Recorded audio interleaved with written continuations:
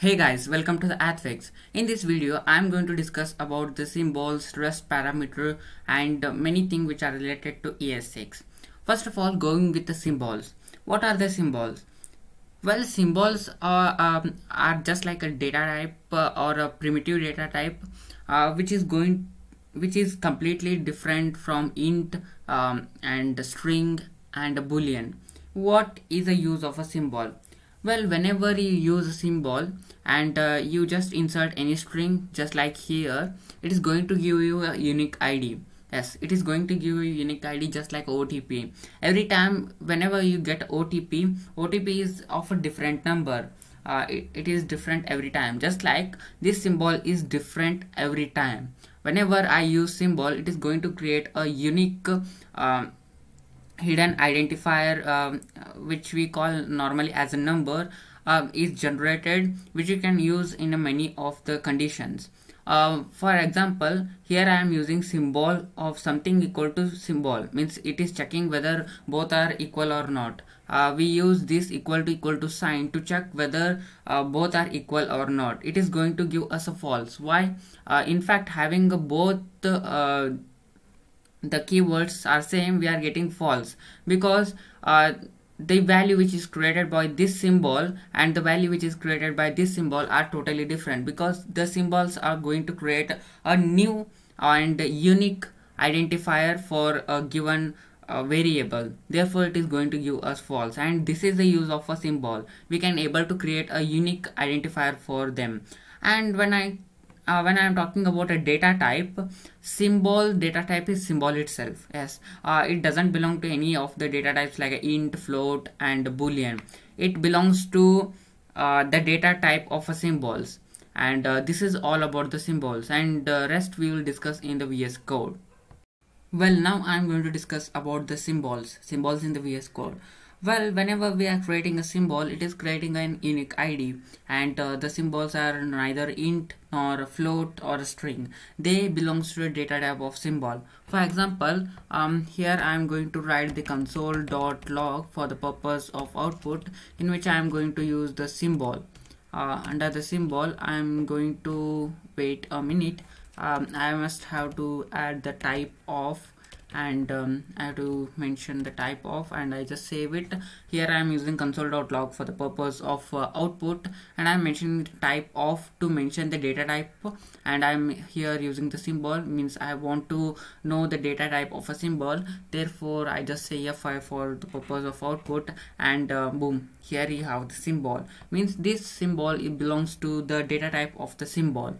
And when I am talking about the uniqueness, why it is termed as a unique, for example, here I am using the console.log, and here I am using a string.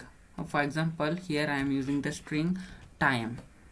I am mentioning time is equal to time, and I just run it, and it is going to give us a true value. As you can have a look at here, it is going to give us a true value. At the same mode of time, when I change it to symbol, and I just save it and I just run it, it is going to give us a false value. As you can have a look at here, it is going to give us a false value. At the same mode of time, it had gave us a true value when I say time equal to time. A string time is equal to time. It is going to give us a true value, but it is not going to give a true value for symbol equal to symbol. Why? Because this symbol is creating its own unique ID, and this symbol is going to create its own unique ID. For example, if the first one created 2, this second one is going to create 3. I am just giving an example. Those all things are random, means if it is creating 2, it might create 13 or 14, and this is how both are creating an unique ID. Therefore it is giving us a false value, and this is how the symbols create a unique ID, which we can use in our program, which is a good thing to create an OTP. And this is how we go with the symbol data type. Well, now I am going to discuss about the promises. Well, promises are a JavaScript object that are just like a real world promises. if promises are made, at it is either resolved or rejected. Means if you make a promise possible, then it is resolved. If you didn't if you fail to make it, then it is rejected. Just like that, this JavaScript promises also work like that. To create any promises, first of all we must have a variable. We create a variable, then we add a new promise. Well, under the promise we have a function in which we have the two arguments, resolve and reject. You can take anything. And under this arrow function we have a let a equal to 1 plus 1. 1 plus 1 is 2, and a has a 2 value. Here if checks, if a is equal to 2, yes, it is true, because 2 is equal to true. Therefore we are going to get resolve equal to success, else we are going to get a reject, which is a failed. And here we come k dot then. K means a new promise, dot then. Here we have mess means the message. We are going to get this result in the format of message, and we are going to console.log. If it is means if the result is true, means if this if statement is true, then we are going to get k dot then. If it is false, we are going to get else. Else is catched here, we are going to get our console.log here. Well, why to use promises when we have if and else statement? Yes, when we have if and else statement, why to use these all things? That if and else statement works for only the synchronous systems, for not for the asynchronous systems. What are synchronous system? This the operations or the system which are occurring one by one, means after one we are going to get the second event, then third event, then fourth event. These events are termed as synchronous events, which occur one by one. And there are asynchronous events which have to be occurred, means for that we need to wait. For such events you can't use if and else statement. For that you need to use promises, and I will discuss these all things in the VS Code. And this is all about the promises. Well, example of asynchronous are web APIs and network issues. Well, it is going to give us a number of issues which are related to the errors and file not found and server is not responding. These are all come under the network issues. And when we are dealing with the network issues, we need to go for the promises. Well, promises are asynchronous events, and in the asynchronous events it is using the promises we can manage the asynchronous events very well. For example, I just type here, means I have previous code. Here I have written some code. Well, to create a promise, first of all, I just read of it. First of all, to create any of the promises, you must have a variable which contain a keyword, means a variable name.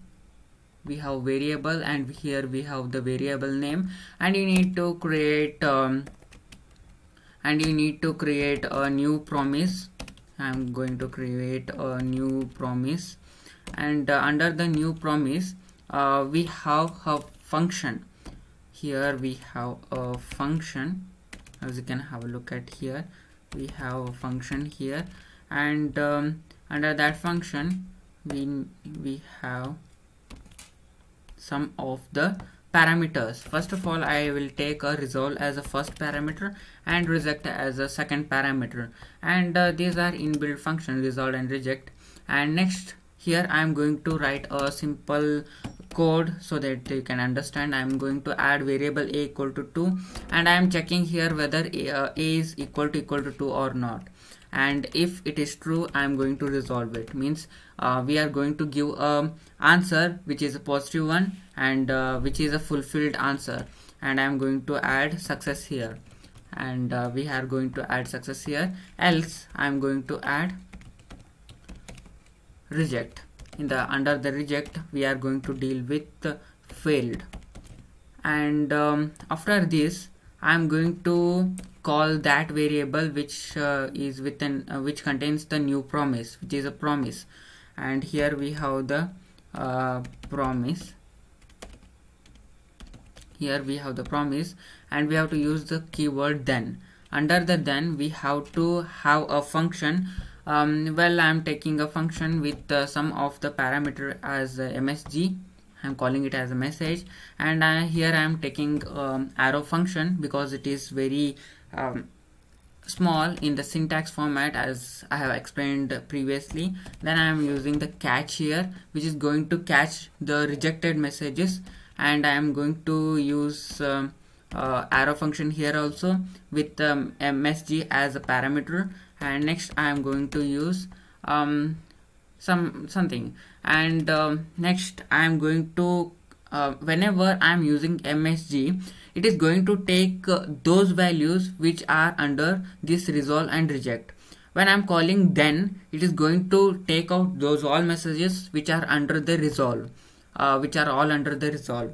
When I am calling then, it is going to take all the result under the resolve. When I am going to catch it, it is going to we are going to get every result which is under the reject, and these messages are going to take the respective as I have explained. Next I am going to alert the message. I am going to alert the message, and here also I am going to alert the message. And as you can have a look at here, I am going to alert the message, and I just save it, and I just open it in browser, and I just reload it. As we are getting success. Why we are getting success? Because a is equal to 2. Here we have a is equal to 2. Therefore the message is getting resolved. Means we have created a promise with a successful result. Therefore we are getting a success. As you can have a look at here, we are going to get a success. And next, if I say a is equal to 3, it is going to give us an error message. Means we have failed, and here we have the failed message.